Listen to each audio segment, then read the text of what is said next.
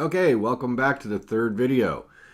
Now we're going to talk about the third mistake and the biggest mistake that people make, and that is product management. Now, product management envelopes a lot of different things. That includes product selection, deciding on what you're going to sell, inventory, a lot of little different things about product management that people fail at and have a hard time with. So hopefully this video is going to help you get a handle on that and not make a lot of the same mistakes over and over again when it comes to your product management.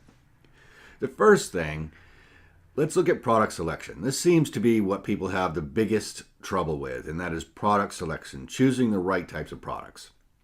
Well, first of all, let me say this. A little common sense goes a long way. It really does.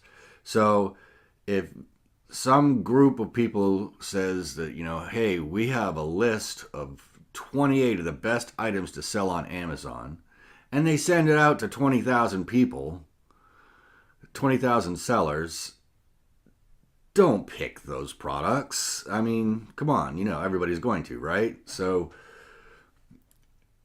believe me, there's a lot of people that will, and a lot of people that end up losing money because of it. So use a little common sense when it comes to picking products. Now, I like to choose products by browsing.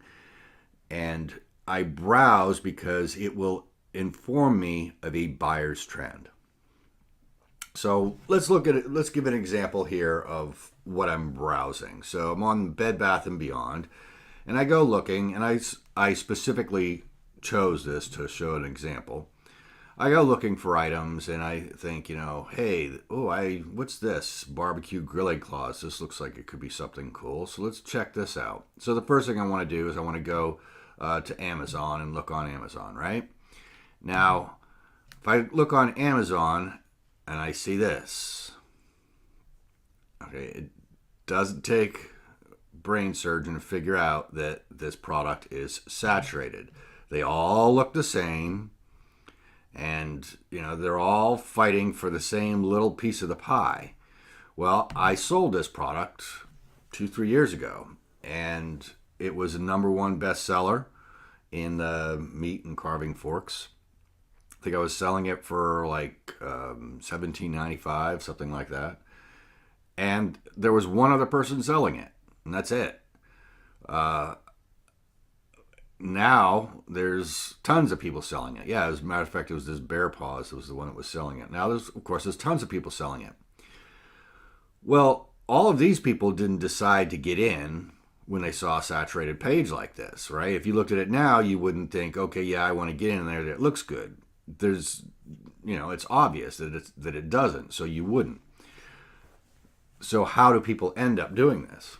Well, first of all, let's look at, okay, this is my only tool I use right here, ASIN Inspector.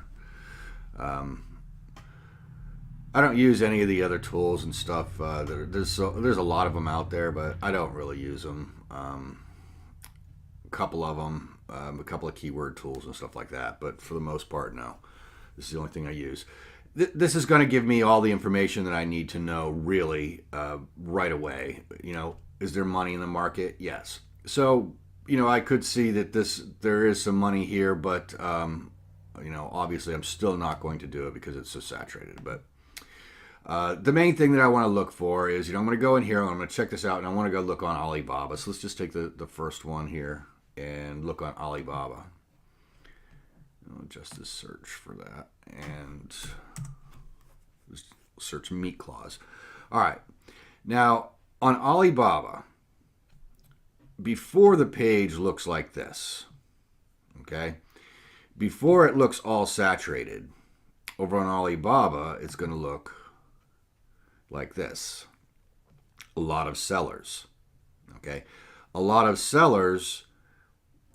Now, let's say that you go over on Amazon and you see that there's only, 3, 4, 5 other people selling something similar, and you can get in there and unique and you think it's good. But then you go to Alibaba and you see on Alibaba that there's a ton of sellers over here doing it. What's this mean? It means a whole bunch of them are in production. It means that a whole bunch of them are being shipped. It means a whole bunch of them are being checked into Amazon FBA as we speak, is what it means. All right, so this can happen fast. When you see something get saturated on here on Alibaba, then that means that there are a lot of sellers, and that is a seller trend. Now, you may see this and it not be on Amazon yet because they may be very popular in one area of e-commerce. You know, you may be choosing a product that's not really on Amazon yet, but it's all over the place somewhere else. But since there's so many sellers, that means that people are starting to stock up on it, and they're going to be, you know, obviously it's going to end up on Amazon. And a lot of people are going to end up on Amazon. So, did I make money on these? Oh, yeah, I made a crap load of money on these. Made a fortune on these. I was selling tons and tons and tons of them. But I stopped selling them long before it got to this. When I saw that saturation started coming in, I got out. Why? Because I know what's going to happen. What's going to happen is I'm going to have to start lowering my price. So now I'm cutting into my profit margin. I'm going to have a product in my brand that's like everybody else's, so it's going to put a big stigma on me as, you know, I'm not a real company. I'm just a white label guy. All right, so I'm going to get that stigma to my brand, so that's going to hurt my sales overall. And it's going to have a negative effect on my business. So I need to run when the running's good, okay? You got to know when to fold them. You have to know when to stop selling products. You have to know when not to get too attached to them. We call this marrying your product. I still have people that come to me from 2 or 3 years ago with the same product that they're still trying to rank in a ridiculous situation like this. And I don't even want to talk to them anymore. Rarely do I, because I tell them, I've told you so many times. But they fall in love with the product because they think it is so wonderful. It was the first thing that made them money. So they have an affection towards it. And because it made them money, they don't want to let it go. So they focus all their time and energy on these products that, hey, you know what? These are not your children. It's okay to cut them loose and not feel bad about it. Move on. You've got to scale your business. If you don't scale your business and keep fresh products in, then your business is going to die on the vine. You have to keep new products in, new ideas. If Macy's were to keep the same stuff that they did last year, this year, next year, it won't be a Macy's anymore. It'll be a Kmart. You have to keep fresh stock in. You have to keep new ideas in. You have to be aware of what's going on in the niche that you're in. So if you're in the barbecue niche, that's fine, because people have been barbecuing for a long time and something new comes out all the time. Find out what's new now. All right. Don't go for what was new last year or 2 years ago. Find out what's new now. And when should you be looking? Right now, October, for next year. See what's not on Amazon. See what is not saturated. Find things that are really hard to find on Alibaba. Okay, if they're hard to find on Alibaba, that means that there's not many people selling them, not many people making them. So you'll be able to go in and get in front of the market, because if you're working on that now for next summer, looking for your products for next summer, this time of year, you're not competing with the people that are looking, in April and May, going, what am I going to get in by June and make sure it's shipped express so that I don't make any money and all this stuff, right? You got to think a few steps ahead here. So that's how you need to make sure that you're managing your products and your product line and managing your brand. Don't marry them. By all means, don't have any affection to them. The things that I have made the most money on are things that I have absolutely no affinity for whatsoever. This was probably 10 years ago, something like that.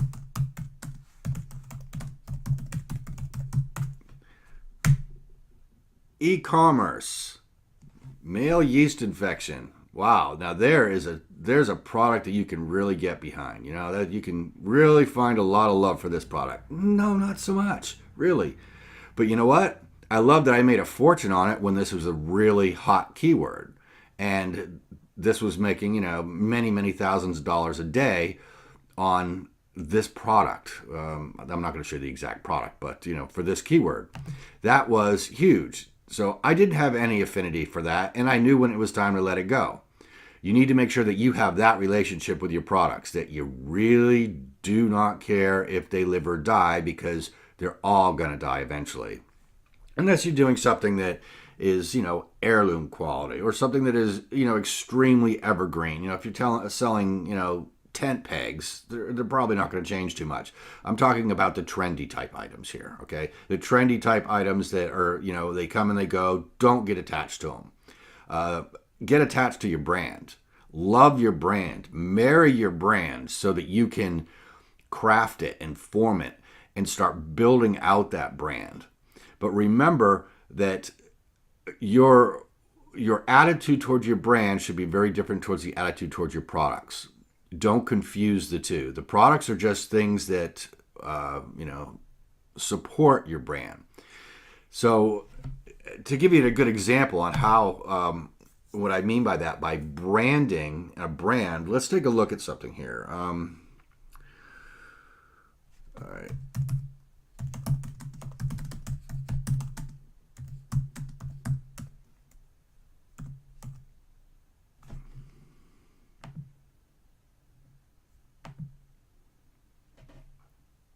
Okay, so everybody knows who Williams and Sonoma is, right? They make the high-end kitchen stuff.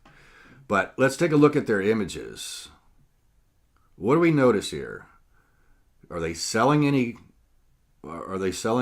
Product in these images? No, they're not. What are they showing? They're showing a lifestyle. They're showing what their brand represents. Their brand represents gourmet. Okay, it's not just plain comfort food, it's gourmet food. So that's what they're representing there.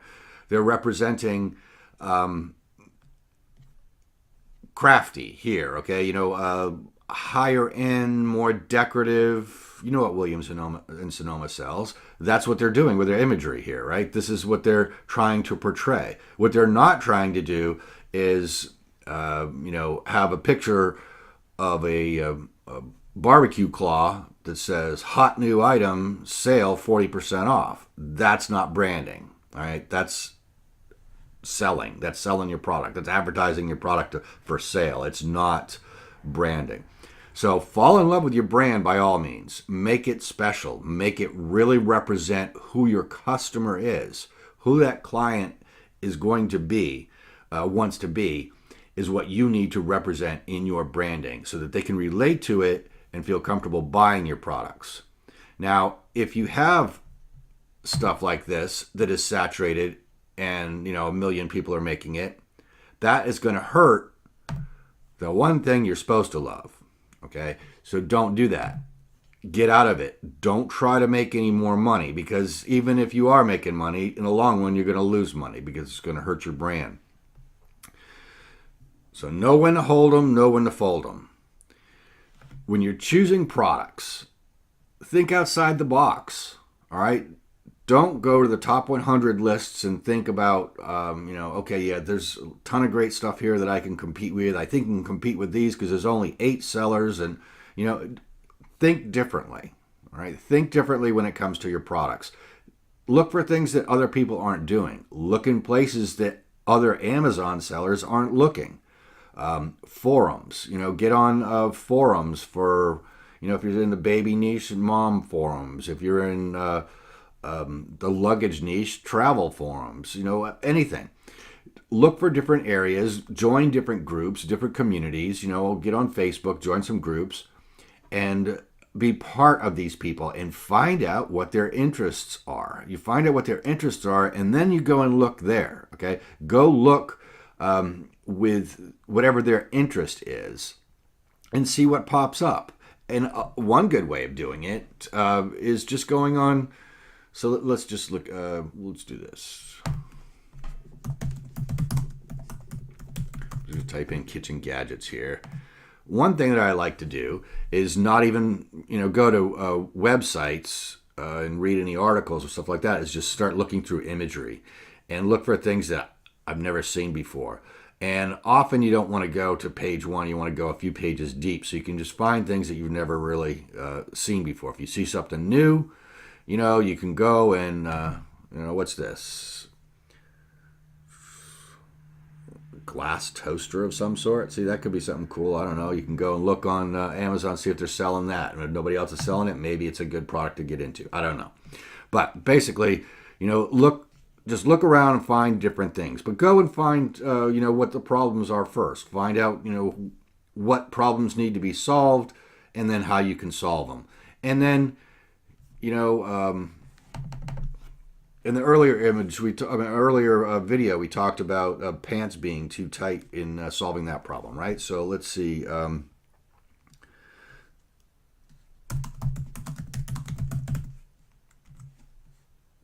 Okay, so you can go in here and you can find a lot of problems people have if their pants are too tight. I mean, hey, I'm thinking, seamless underwear or something, or that could be a market here.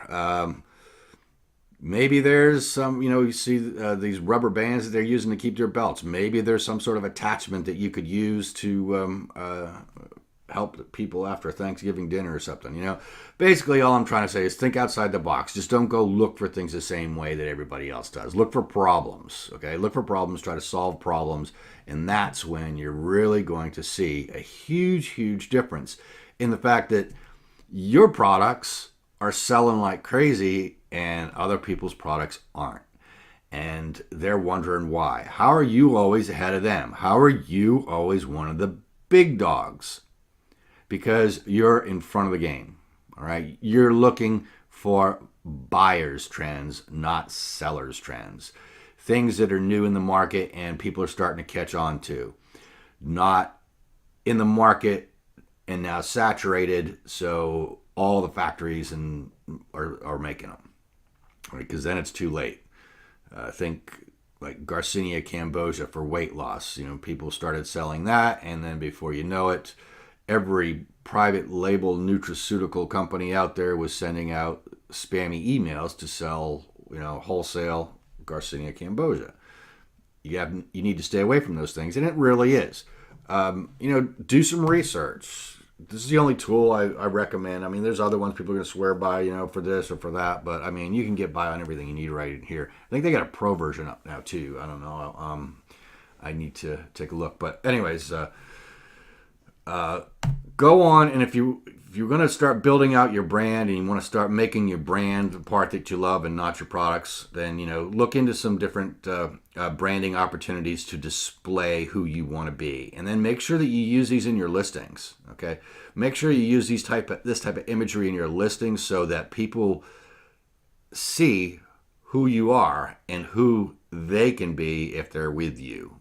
All right, not just a for sale sign on a barbecue cloth.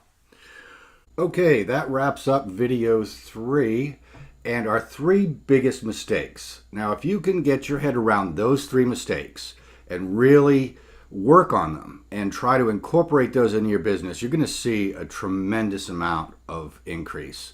You're going to see your sales skyrocket, and you're going to see your business become something that you didn't even know it could become. It happens. We see it every single day. Now, if you'd like to get some more information like this, more training like this, next week we're going to open up our group for a very short amount of time just to let a few more people in. We keep our group relatively small, and that way it's manageable and we can all work together. And that way we achieve mutual success. J. Paul Getty said, he was one of the richest men in the world, and at the time he said, build your success upon the success of others. And that's what I do. I build my success on your success. By working together, you can really expand and grow to amazing heights. So we've got a real great group. If you'd like to get some more information about more of the training that we've got coming out, stay tuned. Check your email. You'll be contacted shortly, and we'll get some more information to you. So once again, thank you very much for spending some time with me, and I really hope we get to work together in the future. So keep a lookout for next week, and we'll talk soon.